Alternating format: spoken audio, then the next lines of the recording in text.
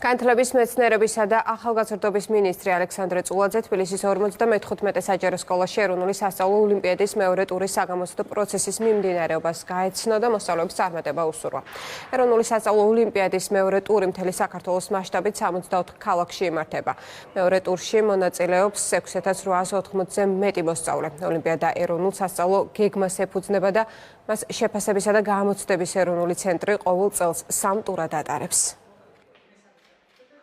ეროვნული ოლიმპიადა არის არაჩვეულებრივი შესაძლებლობა პირველ რიგში იმიტომ, რომ მასში გამარჯვებულები მონაწილეობას მიიღებენ საერთაშორისო ოლიმპიადებში, ხოლო მეორე მხრივ არის ასევე ძალიან კარგი შესაძლებლობა ბავშვებისთვის მისაძლევს უზარმაზარ მოტივაციას თვითოულ მათგანს, რომ კიდევ ერთხელ გადახედონ და გაიმეორონ ის განაცოდნა და სასწავლო პროგრამა, რომელიც მათ წლების მანძილზე სკოლაში მიიღეს. ეროვნული სასწავლო ოლიმპიადის პირველი ტური, როგორც საზოგადოების ცნობილია, წარმატებით დასრულდა ოქტომბრის თვეში, დაიწყო ქართული ენა და ლიტერატურა, თუმცა მინდა გითხრათ, რომ ეროვნული სასწავლო გეგმით გათვალისწინებულ ყველა სავალდებულო საგანში ტარდება.